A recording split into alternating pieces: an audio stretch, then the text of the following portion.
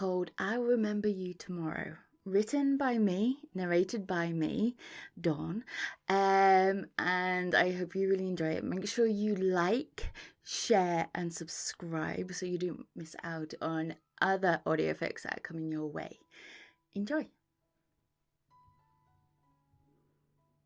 Part 1.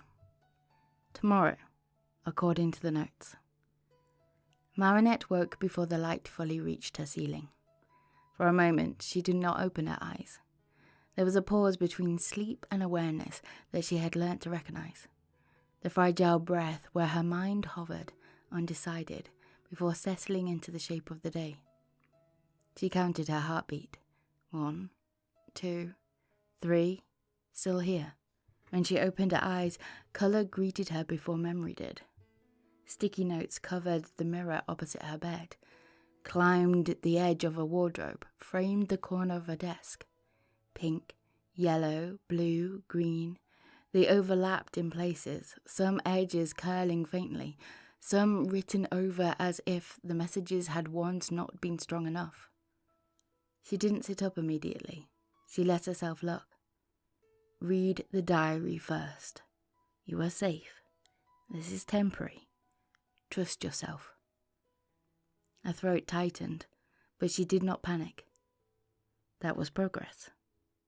There had been mornings, she knew there had been, even if she couldn't recall them, when the notes felt like proof of fracture, when the room seemed unfamiliar, when the girl who had written those reassurances felt like a stranger. Today, she felt closer. Not whole, but closer.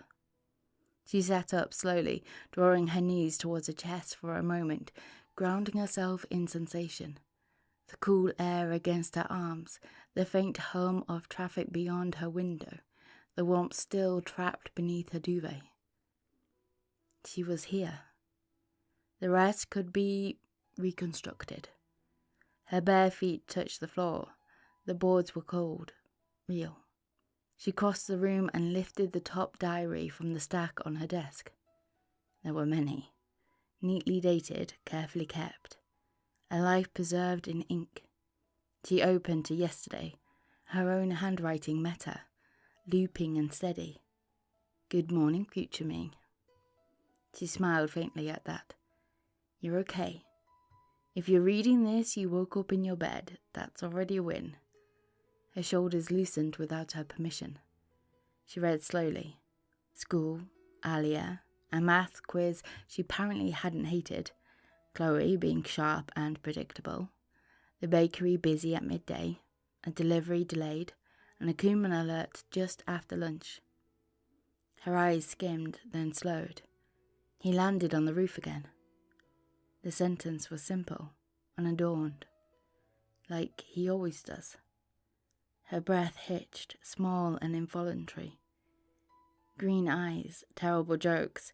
He pretends not to care when I call them terrible. A softness crept into her chest, quiet and aching. You don't remember him tomorrow. That's not your fault. The line below had been pressed harder into the page. You trust him. Underlined once, then again. Marinette traced the indentation with her fingertip. He, she murmured to the empty room. The word felt fragile. She kept reading. He calls you princess sometimes. Don't overthink it. It feels natural. Her lips parted slightly. Natural. The diary did not describe him in detail. It didn't explain his place in her life. It didn't label him. It assumed she knew, or would. You feel safe when he's near. That matters. Her throat tightened unexpectedly. Safe. She closed the diary for a moment and pressed her palm against the cover, as if she could transfer certainty through the pressure alone. You trusted him, she said quietly. So will I. She flipped back a few pages. Patterns emerged. Morning confusion. Reconstruction. School. Akuma. Rooftop. Him. And always, Always reassurance written not like a command, but like a promise. You are not broken. You are healing. You are still you. Marit exhaled slowly. Healing implied continuity. Implied that something was mending, not shattering. She stood and faced the mirror fully now. Her reflection looked ordinary.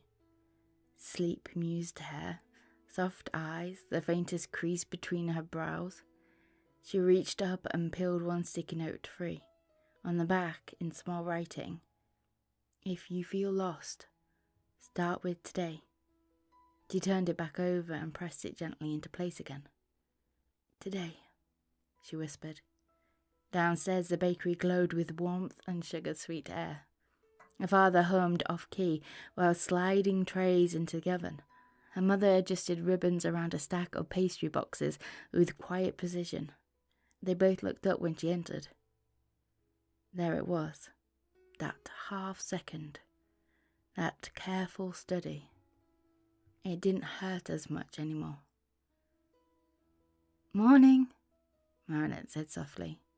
Sabine's smile deepened in relief, so subtle it might have been missed by anyone who didn't know to look. "Morning, sweetheart." Tom slid a croissant towards her. "Sleep okay?" Marinette paused. "Yes," she said, and this time it wasn't a guess. He nodded once, satisfied. They did not ask what she remembered. They never did. They let her arrive at herself in her own time.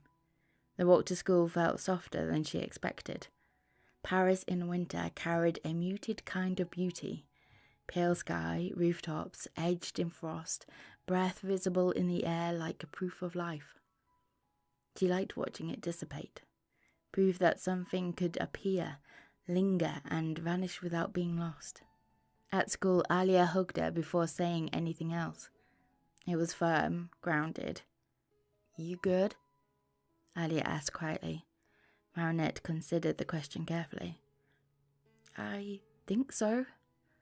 Alia didn't press. She simply nodded, looping her arm through Marinette's. That steadiness felt like anchor. Chloe's voice sliced through the corridor minutes later. "Well, if it isn't the girl who needs instructions to function."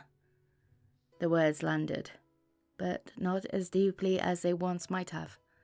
Marinette felt the sting, sharp and instinctive, and then felt it pass. "Good morning, Chloe," she replied evenly. Chloe blinked, caught off guard. The bell rang before she recovered. Marinette exhaled softly. Small victories counted. She noticed Adrien before she meant to. He stood by the window, sunlight catching his hair, listening to Nino with easy attentiveness. He laughed. It wasn't loud. It wasn't performative. It was warm. Her chest tightened. He glanced up. The eyes met. For a moment something shifted in his expression. Relief? It was so quick she almost missed it, but it unsettled her. The accumulator fractured the afternoon without warning. Phones vibrated, teachers shouted instructions. Across the rooftops, the air shimmered. Reminiscence. A wave rippled outwards. Marinette staggered as something brushed the inside of her thoughts. And for a heartbeat, she was running. Wind burning against her cheeks, laughter tore from her throat, something red shaped outwards from her hand. Then it was gone. She gasped. A black figure vaulted across the skyline. He landed in front of her with a familiar grace. "Princess," he said softly. "Should I know you?" she asked. "Maybe." Lady Luck arrived in a flash of red. Precise, controlled, distant. She did not look at Marinette. The fight ended quickly. "You okay?" he asked. "I saw something," she whispered. "A girl," she said slowly, "running across rooftops. It felt like me. It was." he said quietly. What does that mean? It means you're stronger than you think. That evening, she climbed through a skylight and was greeted by the masked guy she met earlier. She clung on to the frosted railing to the point the cold became painful. I don't want to disappear, she said. You won't, he replied with certainty. I forget you. I know. And you still come back? Yeah. Why? Because every morning, he said softly, you still try. When I forget you, she asked quietly, do you hate me? No. Do you resent me? Never. Then why do you look at me like I'm fragile? Because trusting someone you don't remember, he said, is the bravest thing I've ever seen. Tomorrow? She said softly. Tomorrow, he echoed.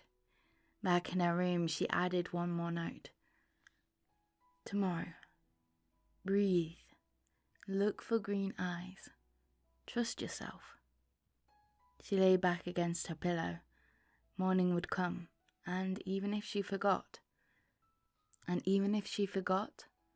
she would still choose to try.